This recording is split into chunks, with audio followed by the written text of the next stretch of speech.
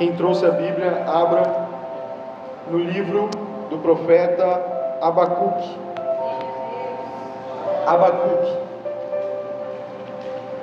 Abacuque fica depois de Naum e antes de Sofonias. Abacuque, nós vamos ler o capítulo de número 1 e depois estaremos fazendo uma outra leitura, duas breves leituras que estaremos fazendo nessa oportunidade. Enquanto você acha Abacuque 1, gostaria de mais uma vez externar minha gratidão a Deus por essa oportunidade e pedir a cada um que deixe que o Espírito Santo fale ao seu coração, pois não somos nós, a nossa sabedoria, a nossa força que traz a palavra de Deus, mas é a própria palavra de Deus que nos revigora, que nos renova e que nos conforta. Quem encontrou, diga amém. Amém. Abacuque 1, sentença revelada ao profeta Abacuque. Agora nós vamos ler o capítulo de número 3. Capítulo de número 3 de Abacuque, versículo de número 1. Oração do profeta Abacuque sob a forma de canto. Senhor, tenho ouvido a tua fama e me sinto alarmado.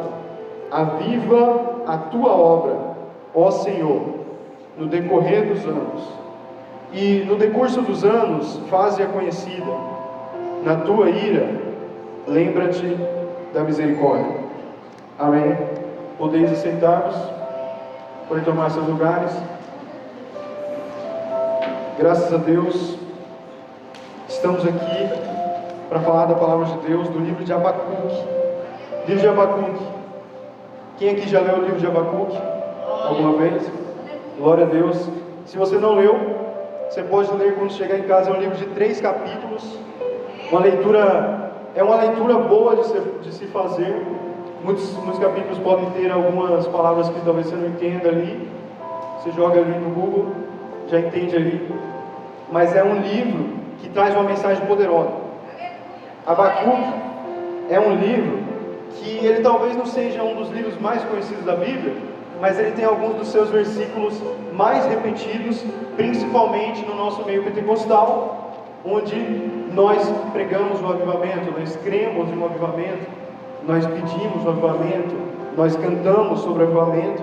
Então é comum que nós conheçamos alguns dos textos de Abacuque, que também influenciaram muito a nossa crença sobre avivamento. Quem aqui acredita em avivamento? Avivamento. Mas hoje eu quero dizer que o livro de Abacuque, eu quero dar uma introdução no livro de Abacuque. Sempre que eu estou pregando sobre um livro menor da Bíblia, um livro de fácil leitura, de 3 capítulos, 2 capítulos, 5 capítulos, eu gosto de dar uma passada, fazer um percurso pelo livro. Então vamos lá desde o capítulo 1. Vamos falar sobre Abacuque. Abacuque, esse homem, esse profeta. Abacuque é um profeta muito diferente. Esse livro é um dos livros mais únicos entre os livros dos profetas menores. E eu digo isso porque Abacuque, ele é um profeta que fala com Deus. Diferente dos outros profetas, nós não vemos os bastidores do profeta, porque é interessante que o profeta seja um ofício. Nós temos o dom de profetizar e nós temos o ofício do profeta. O dom de profetizar, todos podem ter o dom de profetizar. Você pode ter o dom de profetizar, mas talvez você tenha uma especialidade. Talvez Deus esteja tocando no seu coração, Deus esteja te direcionando para o ofício de profeta. E o que é o ofício de profeta? Que muitos acreditam, diferente do que os sensacionistas pregam, nós acreditamos que todos os dons estão ainda hoje disponíveis para nós. Então, o que significa ter o dom ou o ofício de profeta? Significa que aquele profeta, Abacuque, nos seus dias, ele recebia de Deus, ele tinha uma intimidade tão grande com Deus, que ele recebia de Deus aquilo que era da vontade de Deus. Ele tinha os desígnios do coração de Deus, ele sabia os desígnios, os desejos do coração de Deus, ele falava para o povo, mas aqueles desejos também estavam de acordo com o coração dele. Então ele tinha um conhecimento tão grande sobre a vontade de Deus, um conhecimento tão grande sobre a situação do povo de Deus, e um conhecimento tão grande sobre si mesmo, sobre seus próprios erros, sobre as suas próprias inclinações, sobre os seus próprios desejos, sobre as suas próprias características, que ele poderia ser uma pessoa que ele poderia entender, chegar no cerne da questão. Sabe aquela pessoa que você está passando por uma dificuldade, talvez você nem falou para ela que você estava passando, mas ela traz aquela palavra, ela traz aquela profecia, que você fala assim, isso vem de Deus. Esse é o profeta. O profeta, ele não apenas espera de Deus uma informação misteriosa. O profeta, quem tem o ofício do profeta, ele olha toda a situação do povo de Deus e ele diz, olha, Deus está querendo que vocês mudem isso. Era isso que os profetas do Antigo Testamento faziam. E os profetas do Antigo Testamento também serviam para apontar para Cristo. Quem está entendendo? Então, Abacuque, ele é um profeta. Abacuque, ele não tinha só o dom de profetizar, ele era um profeta. E aqui nós vemos que ele é um profeta diferente. O seu livro tem uma característica especial. O seu livro, ele é cheio daquilo que é chamado pelos teólogos e filósofos de teodiceia, que é quando você tem uma pessoa que questiona Deus, uma pessoa que coloca a questão do mal em relação, o problema do mal em contraste com a justiça de Deus. O que isso quer dizer? É uma pessoa que fala assim, tá, se tem tanta coisa ruim no mundo, se tem tanto mal acontecendo no mundo, se tem tanta coisa errada por aí, como é que Deus é bom? Como é que Deus está no controle de tudo? A gente vê isso hoje em dia, muitos ateus, talvez colegas ateus, talvez professores ateus, cheguem para você e façam essa pergunta. Se Deus é bom, por que existe mal no mundo? Então, nós sabemos que essa é uma pergunta que preocupa o profeta. Essa é uma pergunta que ocupa a mente do profeta, porque o profeta, mesmo ele sendo um servo de Deus, ele não está fora, ele não está isento de ter dúvidas, ele não está isento de ter questionamentos. Então aqui nós vemos os bastidores do profeta. Isso nós também podemos acompanhar nas histórias de Elias, Eliseu, João Batista. Nós acompanhamos os bastidores dos profetas. Mas na maioria dos livros proféticos nós vemos que há sempre um discurso extensivo sobre o que o profeta, sobre o que Deus está falando para o povo. Mas aqui nós temos um diálogo. O profeta falando com Deus. O profeta na sua intimidade, na sua vida espiritual, falando com Deus sobre a situação do povo. Então nós temos Abacuque. Abacuque começa com a palavra sentença ou fardo, em algumas traduções peso. A tradução que eu prefiro é peso, pois nós vemos que o profeta, ele tem um peso. Esse livro profético, ele não é um livro profético de tudo vai dar certo, tudo vai ficar bem. Essa é a mensagem final. Mas esse livro está cheio de imagens, ele está cheio de palavras que apontam para uma dúvida. E a dúvida do profeta é a sua sentença, é o seu peso. Por quê? Porque ele vê a situação daquele povo, ele vê a situação de Israel, de Judá, que Abacuque profetizava para o reino de Judá. Nós temos a separação ali, reino do sul e reino do norte, nós temos Israel e Judá. Então ele profetizava para Judá.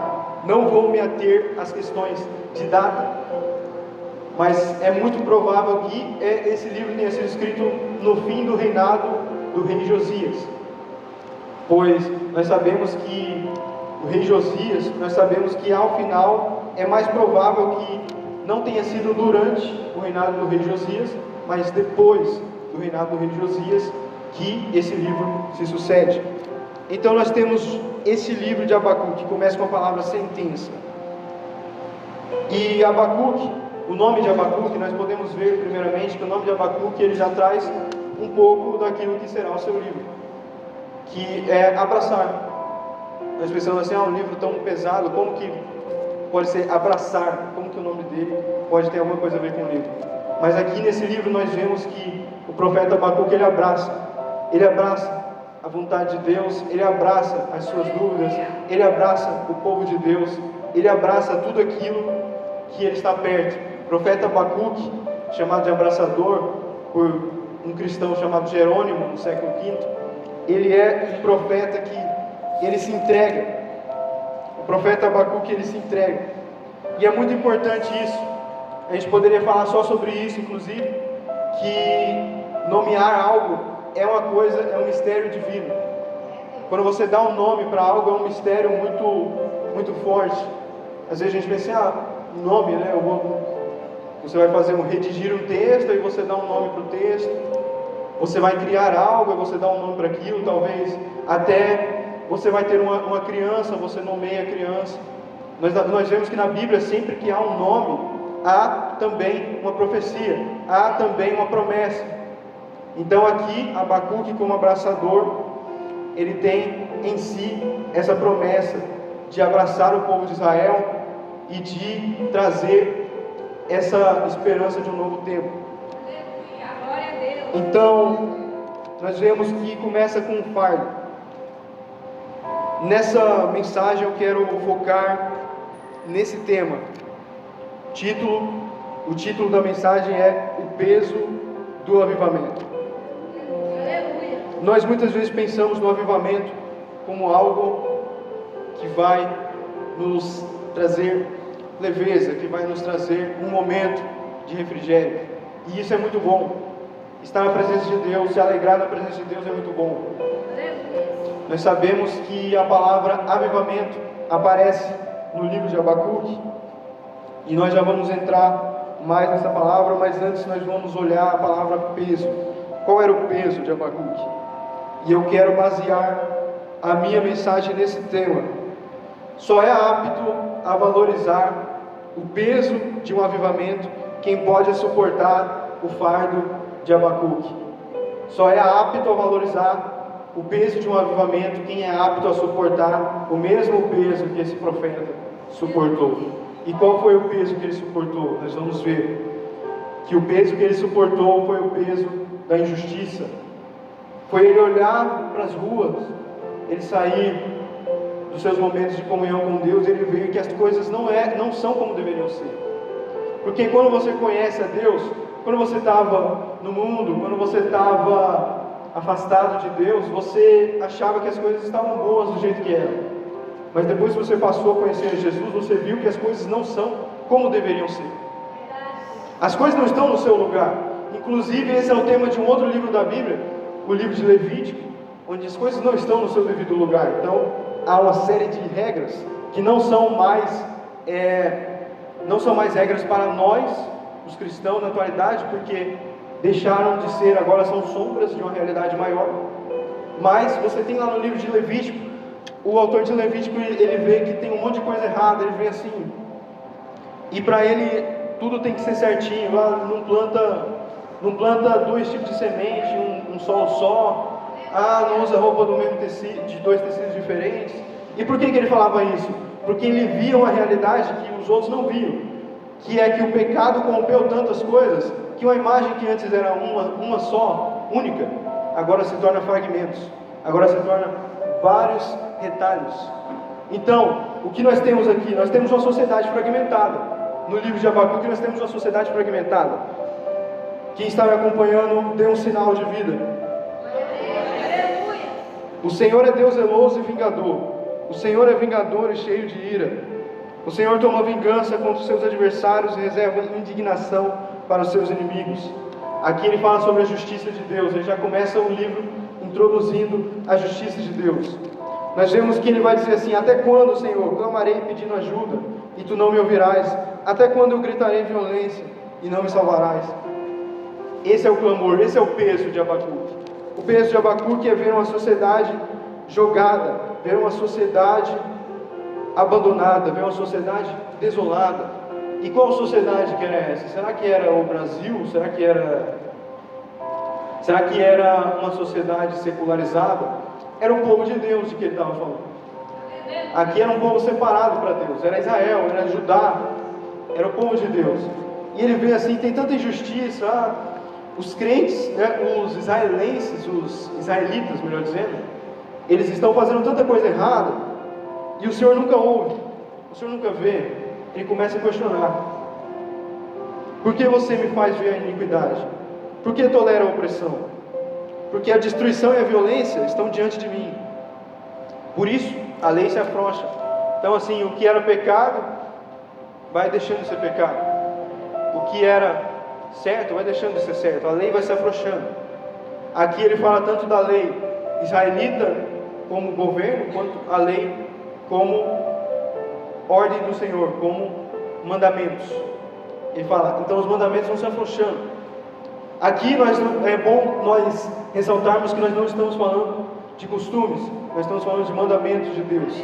Os mandamentos de Deus, eles começam a se afrouxar, porque sempre que a sociedade caminha em direção a Deus, ela caminha mais em direção ao pecado. Ela caminha longe de Deus, ela caminha mais em direção ao pecado. Então é isso que nós vemos aqui, uma sociedade corrompida pelo pecado, em Abacuque. Então ele questiona Deus e Deus dá uma resposta para ele. Deus responde a Abacuque. Esse livro é um diálogo, um grande diálogo entre Deus e Abacuque. E aqui Deus vai responder a ele. Primeiro Deus vai dizer que olhem entre as nações e vejam, fiquem maravilhados e admirados, porque no tempo de vocês eu realizo uma obra tal que vocês não acreditarão se alguém lhe contar. Então o que isso quer dizer? Quer dizer, vocês nem sabem o que eu vou fazer. Se vocês soubessem, vocês não iam acreditar também. Porque na época, tinha uma nação muito pequena, em ascensão, conhecida como os caldeus, ou então os neobabilônicos. Eles eram esse império que estava em ascensão. Então assim, era um país pequeno. Se for ver, talvez eles fossem muito menor do que a gente aqui. O Brasil, o nosso Brasil hoje, eles eram muito menores. Eles não tinham força nenhuma de seus soldados, seus cavalos, mas eles já são chamados aqui na profecia. Aí Deus vai revelar para Abacuque que eles são cruéis, que eles tomam tudo, e eu vou usar eles para tomar aquilo que vocês têm, e isso vai servir de juízo contra a atitude que vocês tiveram, que Judá teve. Então Deus fala assim, Deus dá uma resposta inesperada para Abacuque. Imagina você orar e falar assim: eu queria muito a justiça na minha cidade, em Juína. Você fala assim: Juína tem tanto crime, Juína tem tanta coisa, traz justiça. Aí Deus fala assim: não, eu vou levantar esse outro lugar aqui, vamos dizer assim, eu vou levantar essa outra cidade aqui do Mato Grosso para acabar com vocês também. Aí você fala assim: mas não era isso que eu queria. Eu queria que o Senhor acabasse com aqueles que estão fazendo mal. E aqui não é diferente. Aqui não é diferente. Abacuque não esperava isso. Abacuque esperava algo completo. Abacuque esperava a imagem completa. Esperava que Deus fosse dizer assim: olha, eu vou destruir, eu vou destronar aqueles que estão fazendo mal, mas aqueles que estão fazendo bem, eu vou recompensar. Só que nem tudo chega na hora que a gente quer, nem tudo é na hora que a gente imaginou que seria. E não foi diferente com Abacuque. Aí Abacuque ouve essa palavra e ele fala: não és tu desde a eternidade, ó Senhor meu Deus, não morreremos. Abacuque aqui demonstra fé. Abacuque aqui demonstra um exemplo. Ele continua questionando as atitudes, as escolhas de Deus, mas ele mostra um exemplo de fé, que ele fala assim, mesmo com todas essas notícias que Deus trouxe, ele fala assim: nós não vamos morrer, nós, o remanescente, a gente não vai morrer. Por quê? Porque o Senhor é justo, e eu sei disso. Eu sei que o Senhor não vai deixar a gente desamparado.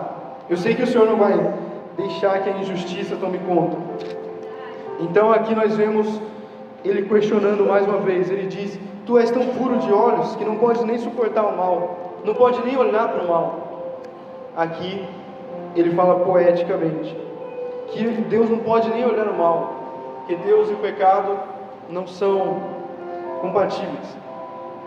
Porque tratas as pessoas como se fossem peixes do mar. Essa é uma das metáforas mais interessantes também desse livro. Ele fala como se Deus estivesse tratando o povo de Israel e de Judá, as pessoas no geral, como se fossem peixes, abandonados no mar, sem um governante, e que o anzol pode vir e pegar eles a qualquer momento.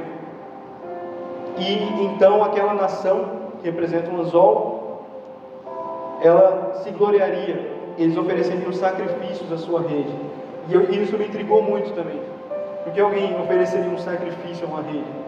Aqui ele revela um mistério que nós não conseguimos entender muitas vezes, que a idolatria, ela é condenada por todos os profetas do Antigo Testamento, é algo que está muito presente nas nações vizinhas, circunvizinhas, algo que até entra dentro de Israel em muitas ocasiões.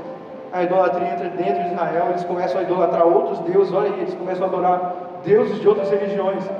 Mas aqui ele fala sobre um outro tipo de idolatria que quase não é citado no Antigo Testamento, que é, ele fala assim, o próprio Deus fala para ele antes, a força deles, o Deus deles é a própria força. E ele fala aqui, então eles vão usar essa força como se fosse uma rede para capturá-los, e quando eles nos capturarem, eles vão oferecer sacrifícios a essa rede. Isso quer dizer que nem tudo que a gente idolatra precisa ser um Deus, precisa ser uma imagem, precisa ser uma escultura. A gente pode idolatrar a nossa própria força, a gente pode idolatrar nós mesmos, a gente pode idolatrar algo, um meio, uma força, um atalho, a gente pode idolatrar alguma coisa, um objeto, uma pessoa, e a gente coloca toda a nossa esperança naquilo. A gente vê que, na verdade, pode ter muito tempo ter se passado, e Abacuque ter comprovado que aconteceu isso, tudo que Deus falou, e agora ele está se queixando novamente, mas ele traz essas verdades para a nossa vida, e ele vai mostrar que, ele vai perguntar, será que eles vão continuar esvaziando a rede? Será que eles vão continuar capturando a gente nesse ciclo infinito de sofrimento e dor que a sociedade nos traz, que os descrentes fazem com os crentes, que os mais fortes fazem com os mais fracos, que os opressores fazem com os oprimidos? Será que isso vai continuar? Mas ele pergunta e ele não fica jogado por aí, ele não vai dormir. Abacuque ele não pergunta e vai dormir. Abacuque ele questiona Deus, mas ele questiona e fala assim: eu vou ficar na minha torre de vigia, eu vou ficar na minha fortaleza e vou vigiar para ver o que Deus vai responder. Eu vou vigiar para ver qual foi a resposta de Deus. Então ele fala assim: eu não vou só deixar essa pergunta aí, um desabafo aí, Deus, eu não estou contente com a situação das coisas, esse é o meu feedback e é isso aí. Não, ele vai dizer assim: está nas suas mãos, mas eu vou ficar aqui na minha torre de vigia. Aí ele usa essa metáfora, é como se eu estivesse dentro desse castelo, dentro dessa torre, melhor dizendo, que é uma construção que tinha Israel, onde ficavam os sentinelas. Os sentinelas, o que eles faziam? Eles ficavam ali naquelas construções, em cima daqueles muros ali, e lá eles tinham uma visão da entrada da cidade. Então, se algum inimigo chegasse ali e fosse atacar Israel, eles poderiam avisar ao povo que estava dentro da cidade, para que eles pudessem vigiar, para que eles pudessem estar prontos para a guerra. Então ele fala assim: é isso que eu vou fazer, eu vou ser um vigilante, eu vou vigiar, eu não vou simplesmente me queixar, eu vou me queixar, mas eu vou vigiar, eu vou esperar a resposta de Deus. Tem até uma história de um pastor que ele afirma que ouviu audivelmente a voz de Deus. Ele afirma que ele ouviu a voz de Deus um dia que ele estava orando, e ele disse assim: mas o Senhor nunca me responde. Aí Deus falou para ele: mas você nunca espera, você sempre levanta. Até em tom de brincadeira que ele contou: que mal educado você. Você fala, mas não quer me ouvir, não quer ouvir a minha resposta. E é isso que é a intimidade com Deus, que a gente tem que aprender com esses profetas, que eles esperavam a resposta de Deus. E aqui ele vai esperar, ele vai receber mais uma resposta de Deus. De novo, não sabemos quanto tempo isso demorou. Não sabemos se essa resposta veio no momento, porque ele era profeta e os profetas tinham uma sensibilidade maior à voz de Deus. Eles percebiam dentro de si, eles percebiam audivelmente a voz de Deus e dentro de si também.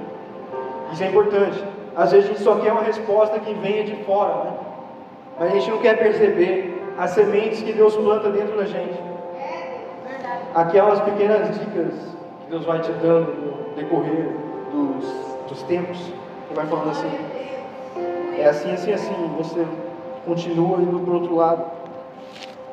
Então, Abacuque, ele vai receber mais uma resposta de Deus. Deus vai dizer assim para ele: escreve essa visão que eu vou te dar numa tábua bem legível, para que ela possa ser lida por todos. Isso é muito comum Deus fazer com profetas do Antigo Testamento, e era uma forma de memorização também muito comum em Israel, que eles escreviam em tábuas para não se esquecerem daquilo, para sempre lembrar daquilo. E a gente pode aplicar isso, escrever, talvez memorizar um versículo, talvez escrever aquilo no seu coração, repetir várias vezes para você não esquecer.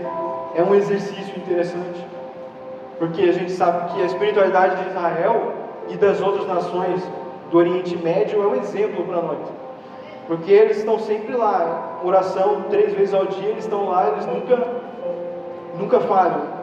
Eles já começam o dia recitando o Shema, que é uma oração de Deuteronômio capítulo 23, se eu não me engano. Aí eles recitam o Shema, né? Ouve, ó Israel, o Senhor teu Deus é o único Deus. Aí vai seguindo o versículo. E nós não fazemos metade disso.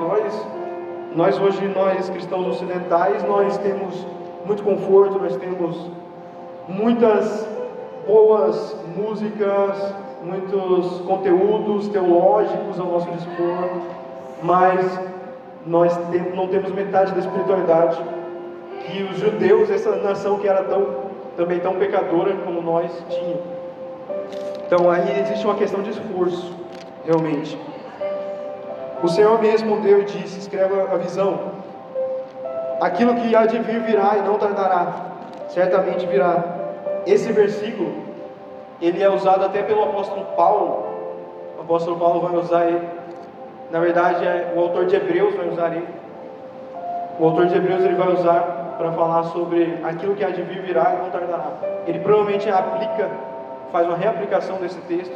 Ele tira do contexto de Abacuque e coloca o contexto de Cristo. Por quê? Porque do que Abacuque está falando aqui? Do que Deus está falando em Abacuque? Aquilo que há de vir virá e não tardará. O juízo dos maus, o julgamento contra os ímpios, a promessa que ele faz para Abacuque, que vai vir os 5 ares aqui, sobre os caldeus. Então assim, quer dizer, eu vou usar os caldeus, mas eu não vou deixar eles impunes. Mas, ainda sobre essa questão, ele reaplica, o autor de Hebreus reaplica esse texto, ele vai dizer assim: ó, aquilo que há de vir virá e não tardará, certamente virá. Então ele vai reaplicar para a vinda de Jesus, porque quando Jesus vier, ele irá julgar as nações com vara de ferro, e regerá as nações com varas de ferro.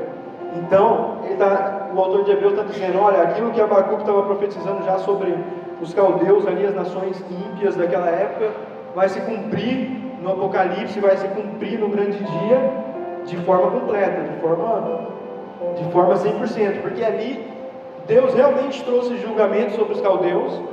Deus ele cumpriu sua promessa, ele cumpre muitas promessas do Antigo Testamento, algumas talvez ainda serão cumpridas, mas muitas das promessas do Antigo Testamento foram cumpridas.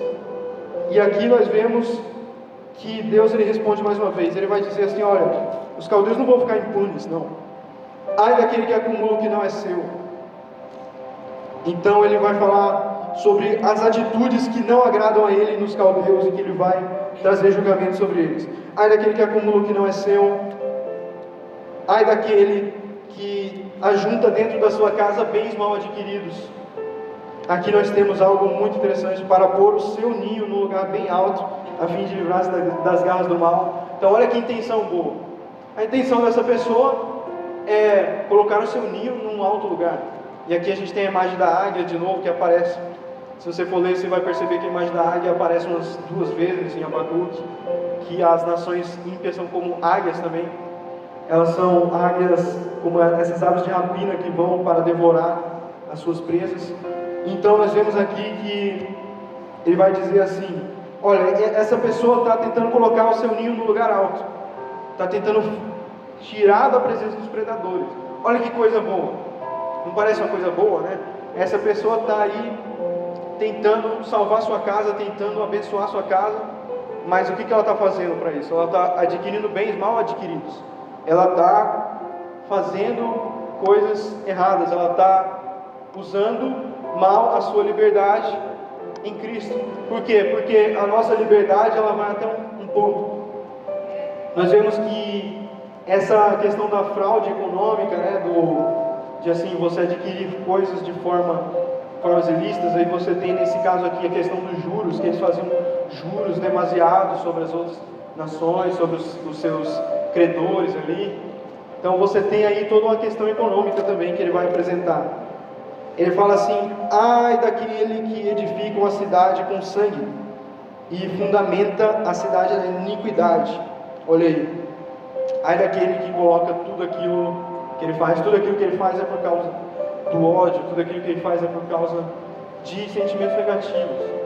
Olha só, uma mensagem para os nossos dias: será que aquilo que você tem feito tem se baseado no amor ou no ódio? Isso é algo para nós refletirmos. Amém, igreja? Amém. Ai daquele que dá ao seu companheiro vinho misturado com o seu furor e que o embebeda para lhe contemplar a sua nudez. Você ficará coberto de vergonha em vez de honra. Beba você também e mostre a sua incircuncisão. Aqui nós vemos um dos ais mais assim que a gente vê nos nossos dias de hoje. Jovem, vai ter muitas pessoas que vão se aproximar de você com esse intuito. Qual o intuito? O intuito de te humilhar. O intuito de falar assim: eu vou, por exemplo, o vinho aqui, ele estava fazendo algo que naquela época era como se fosse uma demonstração de respeito, uma demonstração de afeto. Ele dá um vinho para o seu colega ali, para o seu irmão, para o seu companheiro ali. Mas qual que era o objetivo dele? Humilhá-lo, contemplar a sua nudez. O que isso significa para nós? Vai ter gente que vai se aproximar de você só para te humilhar, depois, né? Ele já tem tudo ali planejado para que aquilo dê em algo que vai te deixar humilhado, que vai te deixar exposto, que vai expor. Porque tem gente que quer expor os seus erros para se sentir melhor sobre si mesmo, se sentir melhor sobre os seus próprios erros. E o que você vai fazer? Você vai pedir discernimento a Deus sobre as pessoas, as amizades que você coloca. Aqui tem amizades boas, glória a Deus. Aqui tem amizades boas, olha, amigos que te levam para a igreja, olha aí que bênção. Mas tem amigo que só vai querer te humilhar. Ele vai falar assim: não, eu vou te dar aqui uma coisa que você vai gostar muito, mas aquilo ali tem um objetivo ruim. Isso é um parênteses que eu abro aqui. Estamos chegando no final, porque a terra se encherá do conhecimento e da glória do Senhor. Outro texto muito conhecido de Abacuque, tem muitos textos em Abacuque que nós falamos aos montes. E porque a violência contra o Líbano cairá sobre você. Isso me deixou muito intrigado também quando eu li Abacuque, que Deus ele fala sobre várias injustiças, e uma das injustiças que ele fala tem a ver com a natureza, tem a ver com o meio ambiente, tem a ver com questões climáticas. E eu achei isso muito interessante, muito atual também para os nossos dias. Nós vemos aí tanta coisa, né, acontecendo. Nós temos a fumaça aí desses dias, nós vemos tudo isso que está acontecendo, e continua assim, né? A violência contra o Líbano. Aqui Deus ele coloca Israel, aquele território de Israel, mesmo que Deus não se importa com o terreno que você esteja, o que importa é a pessoa que está. Deus não importa se a igreja é feita com os melhores materiais, se nós estamos aqui na igreja abençoada, glória a Deus. Mas também temos igrejas muito simples, que Deus está no meio. Nós temos igrejas que têm 5 cadeiras e Deus está ali no meio. Então assim, o que importa para Ele é o templo que Ele habita, não é o templo feito por mãos de homens. Isso é para nos ajudar a visualizar melhor a sua graça, visualizar melhor o seu poder, o seu mover, que é o objetivo, inclusive, da construção do Templo de Israel. Nós poderíamos falar sobre isso, mas não vamos entrar nessa questão, nessa oportunidade. Então nós temos aí a violência contra o Líbano, a violência contra aquele território, aquele meio ambiente. Deus toma como se fosse uma violência contra o próprio Israel. Fala assim: olha, essas nações vieram e tiraram tudo de vocês, eles cortaram, eles queimaram as matas, eles tiraram tudo de vocês. E a gente vê isso até hoje, nações subjugando outras nações, pessoas subjugando outras pessoas. Inclusive o próximo AI, se eu não me engano, vai ser sobre trabalho escravo. Então assim, uma nação, uma sociedade que tem trabalho escravo, como é possível isso? Muitos líderes cristãos erraram em não se posicionar sobre isso em tempos passados, antes, quando a escravidão era permitida. Nós temos aí grandes homens de Deus que não falaram nada sobre a escravidão. Por quê? Porque era algo comum, e isso só pode vir do pecado. Uma coisa assim, um ser humano subjugar o outro ao nível de escravo, só pode vir do pecado. E é isso que Abacuque está falando: as coisas não estão certas. Esse é o clamor de Abacuque: as coisas não estão certas. Deus fala assim: eu sei que não está certo, e eu estou trabalhando, eu estou movendo a história numa direção que no início você não vai entender, mas depois vai fazer sentido. Que foi Jesus. No início ninguém entendeu Jesus. Como assim? Morrer na cruz? O que isso tem a ver com o Messias? Né?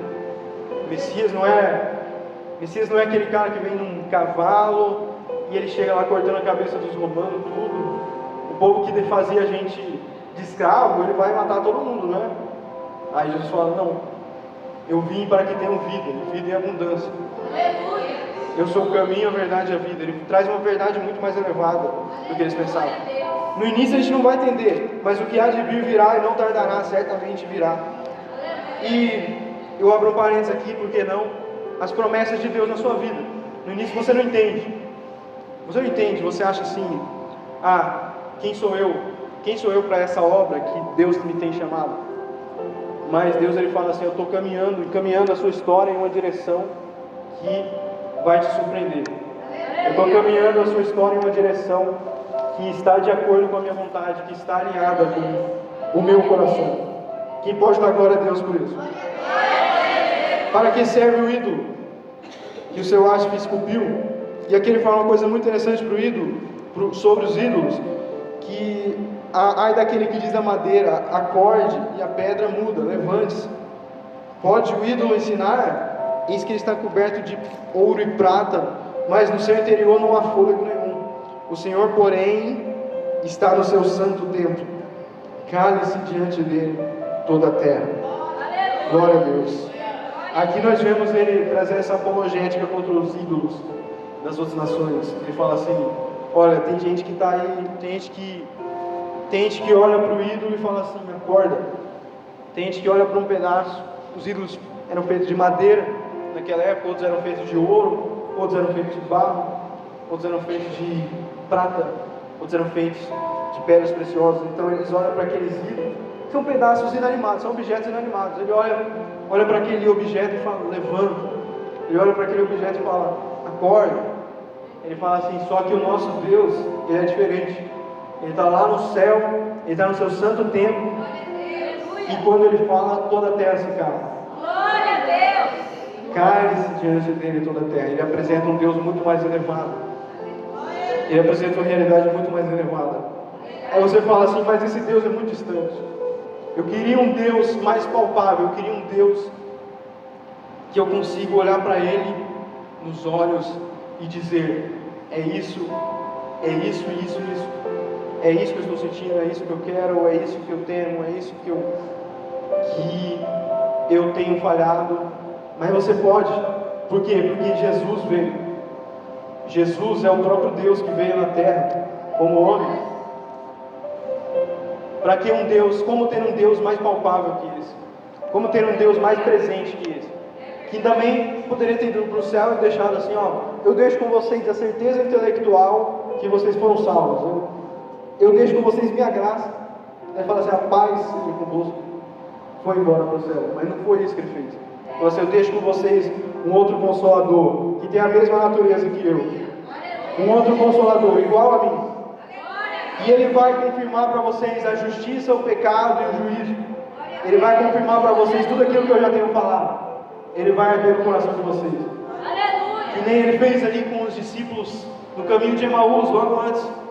Não ardia o nosso coração quando Ele falava a palavra. Por quê? Porque tinha um sentimento de nostalgia também.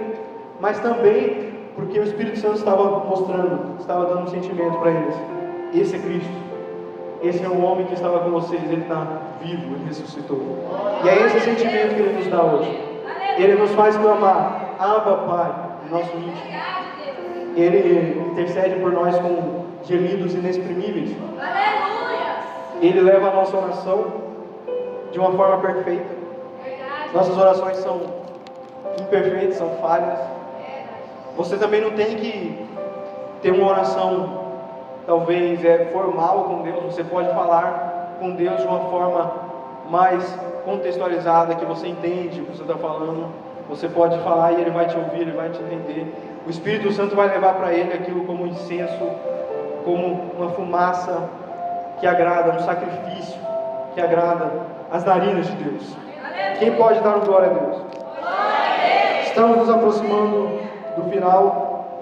E agora é a parte que todos nós conhecemos, todos nós estamos familiarizados, que é o capítulo 3, oração de Abacuque em forma de canto. Aqui é o capítulo mais diferente de todos. Quando você for ler, você vai ver que tem uma diferença muito grande, porque os outros capítulos eles tinham isso de eu vou me queixar e Deus vai me responder, eu vou me queixar e Deus vai me responder. Agora 5 ares que Deus está me mostrando aqui. Mas esse capítulo é diferente, ele começa com um canto. Esse capítulo é um canto, é uma música, é um louvor. Esse capítulo, nós vemos também que isso comprova que Abacuque era de fato um profeta e não apenas profetizava. Porque os profetas, eles costumavam estar muito associados ao canto. Isso é muito interessante. Isso é algo que se perde talvez nos dias de hoje, que a música era muito associada à profecia em Israel. A música era muito associada à profecia. Os profetas, a escola de profetas, eles profetizavam, eles tocavam instrumentos. E muitas profecias vinham por meio de cantos. Essas profecias são cantadas em cantos. E esse é o caso aqui. Uma profecia que é uma música, um canto, que ele faz com o objetivo de mostrar, de ser entoado, de ser composto pelo cantor mor. Então aqui nós temos a oração do profeta Abacuque sob a forma de siginote ou de canto.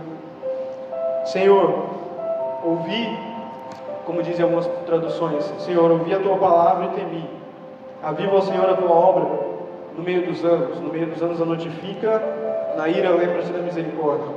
Ou como está na minha tradução, Senhor, tenho ouvido a tua fama e me sinto alarmado. Aviva a tua obra, ó Senhor, no decorrer dos anos, e no decurso dos anos faz-a conhecida, na tua ira lembra-se da misericórdia. Aqui a gente tem uma realidade muito interessante também, sobre o avivamento, o peso de um avivamento. Esse é o tema, porque aqui nós vimos só o peso, mas e o avivamento? O que é o avivamento em Abacuque? Em Abacuque nós temos essa palavra, avivamento, e é comum, na verdade, é esperado que nós hoje, com o entendimento que nós temos, nós venhamos até Abacuque, vamos ler Abacuque já assim como a gente lê todo o Antigo Testamento com a concepção de Jesus, que não era como os judeus liam naquela época, eles ainda não sabiam que o Messias ia vir como Jesus, mas nós lemos já com esse entendimento. Avivamento é um evento, ou um acontecimento, ou um período da história que é marcado por uma intensa renovação espiritual, e ele também afeta todas as esferas da sociedade no seu tempo. A gente já tem esse entendimento, a gente já vem com um texto com esse entendimento. Mas aqui Abacuque está falando de uma coisa um pouco mais primitiva, um pouco mais rudimentar. Ele fala assim, olha Senhor, eu tenho ouvido o que o Senhor tem falado. Isso tudo aí que o Senhor falou, eu estou ouvindo. E eu estou com muito medo. É como se Abacuque dissesse, eu estou morrendo de medo. Eu estou morrendo de medo com tudo isso aí. Por quê? Porque ele era carne. fala assim: olha, eu estou com medo. Eu estou com medo. Eu tenho ouvido a tua fama, eu tenho ouvido a tua palavra, eu tenho ouvido sobre aquilo que tens feito, sobre aquilo que farás, sobre aquilo que está fazendo, e eu sinto medo. Aviva a tua obra, ó Senhor, no meio dos anos. Isso é muito interessante. Aviva a tua obra no meio dos anos. Primeiramente, aviva.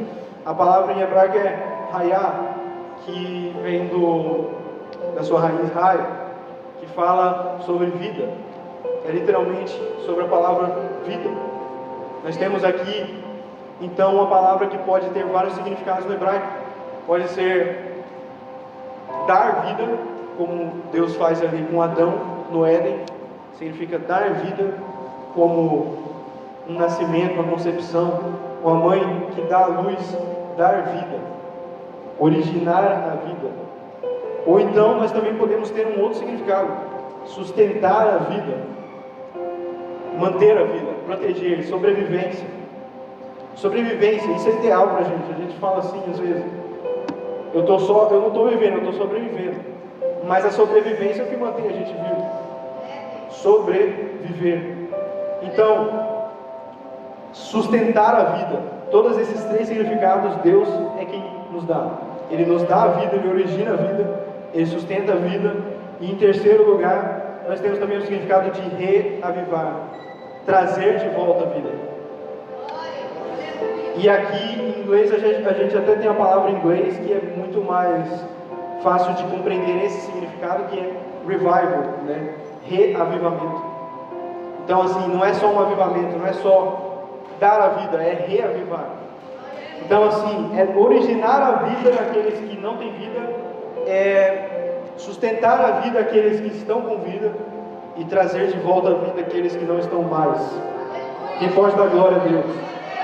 Aqueles que não estão mais com vida, trazer de volta a vida. O que significa? Significa ressuscitar morto? Significa... Será que significa... Eu estou falando só sobre carne, sobre coisas... Estou falando sobre espiritual.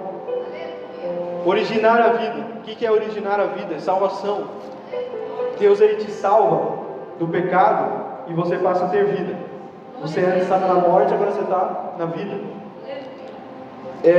Sustentar a vida é a forma que Deus, é a salvação sendo operada em nós a cada dia, a salvação sendo mantida, e isso é através dos frutos do Espírito Santo, dos dons do Espírito Santo. Isso é através dos sacramentos, do batismo e da Santa Ceia. Isso é através dos dons espirituais. Isso é através das disciplinas espirituais, que são orar, ler a Bíblia, jejuar, meditar, ou então até mesmo a esmola também é uma disciplina espiritual. Nós vemos que tudo isso é de Deus para manter a gente salvo. Então, sustentar a vida, originar a vida, sustentar a vida e trazer de volta a vida. Reavivar é algo que está morrendo. Ainda não morreu, talvez ele esteja em processo de mortificação. Aquilo que está morrendo, aquilo que está definhando, aquilo que está aos poucos se curvando, você vai se curvando. Tem vezes na sua vida espiritual que você vai se curvando, você vê ali a idade espiritual chegando, você vê ali as rugas na sua adoração, você vê ali que talvez os seus, vamos dizer assim, os seus tempos com Deus já não estão mais tão extensos. Você vê ali a sua vida espiritual começando a envelhecer, e você fala assim: vai acabar. Mas não, porque em Deus nós temos vida eterna. E eternidade, a gente pensa em eternidade só de futuro. Na eternidade é passado, presente e futuro. Eternidade é tudo. Eternidade é antes da existência. Então Deus, Ele te coloca em uma posição eterna. Olha que poderoso, olha que forte isso. Deus, Ele te coloca em uma posição eterna. Você tem um ser que nasceu um dia, vai morrer outro dia. Se Jesus não voltar antes, você vai morrer outro dia. Você nasce um dia e morre outro dia. Mas mesmo assim, Deus, Ele arranca, Deus, Ele adentra as portas, Ele adentra o tempo, e Ele te tira do tempo, Ele te coloca na eternidade, e fala assim: agora você é meu, agora você experimenta daquilo que eu experimento. que é a eternidade. E a gente experimenta um pouco disso quando a gente está adorando, quando a gente está orando. A gente tem esse contato com o eterno. A gente sabe que assim, quando nós não estivermos mais aqui, nós somos jovens, aqui nós estamos muito bem ainda, mas quando nós não estivermos mais, quando nós não tivermos mais esse vigor, quando nós não conseguirmos ficar acordados até meia-noite e 45, nós veremos que está acabando, que está chegando ao fim, mas a gente vai dizer assim: o que vai sobrar no final vai ser só eu e a presença de Deus. Quando acabar, vai ser eu, a presença de Deus e o seu povo, ou o juízo eterno, o inferno, o tormento. O inferno nada mais é do que você ser deixado junto com a sua própria consciência por toda uma eternidade longe de Deus. O fogo do inferno é algo que não dá para comparar com o mesmo sofrimento que a gente tem na terra, porque é um sofrimento que você sente na alma, no estado intermediário. Então, não vamos entrar nisso também. Abacuque, já encerrando, Abacuque ele vai ter uma visão de Deus. Ele vai falar assim: no decorrer dos anos, no decurso dos anos, faz essa obra conhecida, aviva a tua obra. Qual que era a obra de Deus naquela época? Israel era o povo de Deus. Ele fala assim: aviva a tua obra, traz de volta aquilo que já tinha, dá nova vida, mantém essa vida e traz de volta a vida. Então, aviva a tua obra, Senhor, no decorrer dos anos. Calvino vai dizer que talvez, quando ele está falando assim, no decorrer dos anos, ele esteja olhando para uma visão mais completa de toda a obra de Deus, que é no decorrer dos anos, ou seja, desde Adão até Jesus Cristo e até o grande dia do juízo final. Então ele vai falar assim: no decorrer dos anos vai avivando essa obra. Nesse meio tempo vai avivando essa obra. Mas o que a maioria dos intérpretes, a maioria dos teólogos interpretam é que ele está falando no meio desses anos de julgamento, no meio desses anos de condenação, no meio desses anos de perseguição, vai avivando a tua obra, Senhor. Vai avivando. E na tua ira, lembra-se da misericórdia. Lembra-se que nós somos pó, lembra? Tenha misericórdia de nós. E ele vai ter essa visão incrível. Eu recomendo você ler em sua casa, em que Deus ele vai chegando daquele monte que ele conhecia. É como se, por exemplo, você tivesse uma visão ali. A gente esteve ali muitas vezes também orando no monte, e é muito interessante isso, que eles oravam muito também no monte, os profetas. Então assim, ele tem essa visão do monte, e ele vai ver assim, é como se Deus ele chegasse naquele monte, e tudo vai derretendo ao redor dele, e ele chega com aqueles cavalos, ele chega com aqueles anjos.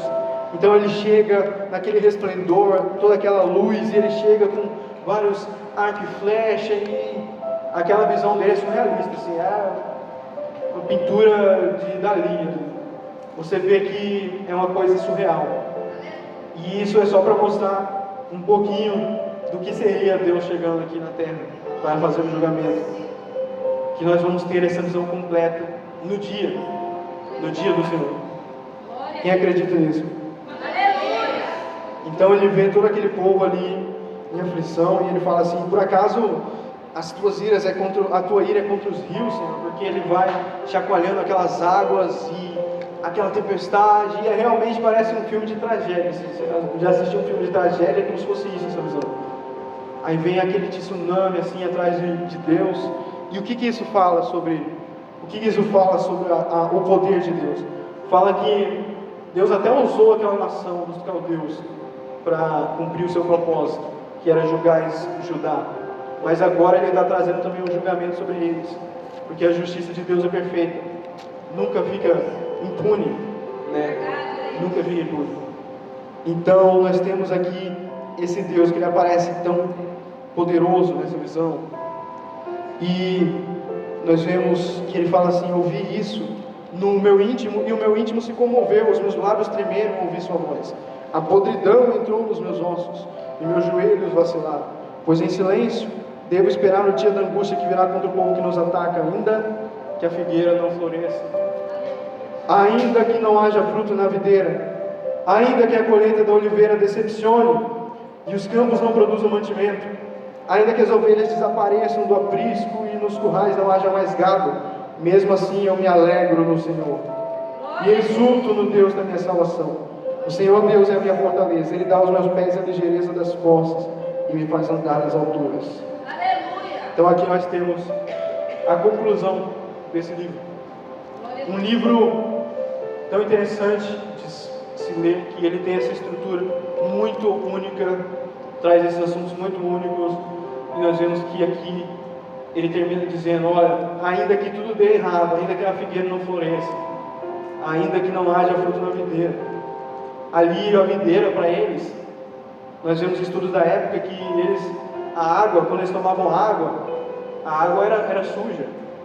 Então assim, quando eles tomavam vinho, quando eles tomavam o produto da vide, né, que é o suco de uva, o vinho, o sumo da uva, nós vemos que aquilo era o que saciava a sede deles. Então quando ele fala assim: olha, não achamos fruto nenhum na videira, é como se ele falasse: olha, não tem nada para beber, não tem água para beber. É como se ele dissesse: ainda que não tenha água na geladeira. Então quando ele fala assim, ainda que a figueira não floresça, é como se ele dissesse assim: ainda que a gente não tenha nenhuma fonte de renda, ainda que as vacas sejam roubadas, ainda que a gente não tenha nenhuma fonte de renda, ainda que o produto da oliveira decepcione. Olha, você estava esperando o ano inteiro, você esperou o ano inteiro por algo e no final decepcionou, não aconteceu. Ainda que isso aconteça, ainda que você se decepcione, ainda que os campos não produzam mantimento e não haja gado, não haja ovelhas, mesmo assim me exultarei no Senhor, me alegrarei no Senhor. Por quê? Porque Ele me fará andar sobre as altas alturas, Ele me dará aos meus pés uma leveza, uma rapidez, uma corça. A corça é esse animal que é conhecido por ser rápido. Então ele fala assim: olha, Ele vai me fazer andar nas alturas, nas nuvens. Eu não vou temer nada, eu vou estar em outro nível espiritual, eu vou estar como se eu estivesse em outra dimensão com Deus. Eu estou aqui nessa nova atmosfera. E essa fé de Abacuque é o que nos inspira. Inclusive, o justo viverá por essa fé. É o que está escrito em Abacuque. E o justo viverá por essa fé. Então, Paulo vai reaplicar esse texto para Cristo. Pela fé, o justo viverá. Hoje nós temos Jesus. Hoje nós temos que ter ainda mais certeza que Abacuque. Ainda mais certeza, essa certeza que Abacuque tinha. Na sua fé ali com Deus, seu íntimo com Deus, ele sabia que tudo ia dar certo. E nós temos que ter mais certeza ainda. Porque o Senhor Jesus Cristo já nos comprou com o seu sangue. Ele já confirmou. Ele já está pago. Está pago. E nós podemos dizer: me alegrarei no Deus da minha salvação. Eu exultarei. Quem pode dizer glória a Deus? Aleluia. Glória a Deus. Glória a Deus. Aqui eu concluo essa palavra. Era isso que eu tinha para falar, que Deus colocou no meu coração. E agradecer a todos também que se mantiveram atentos, ainda que não estejamos, já seja 00:53. Nós temos aí mais alguns minutos e eu quero estender essa oportunidade para fazer um convite. Há porventura alguém entre nós que ainda é descrente? Se você tiver a certeza no seu coração que você quer aceitar esse Cristo, você quer voltar para os caminhos do Senhor, talvez você quer tornar a ter vida, como o reavivamento que Abacuque falou, você quer voltar a essa vida, você se afastou dos caminhos do Senhor, mas você quer voltar, você deseja estar com Ele novamente, saia do seu lugar e nós vamos fazer essa oração com você. Se tiver alguém que esteja desviado ou queira aceitar esse Jesus como seu Salvador, pode sair do seu lugar e vir aqui à frente. Se não tiver, também nós estaremos fazendo a oração com todos.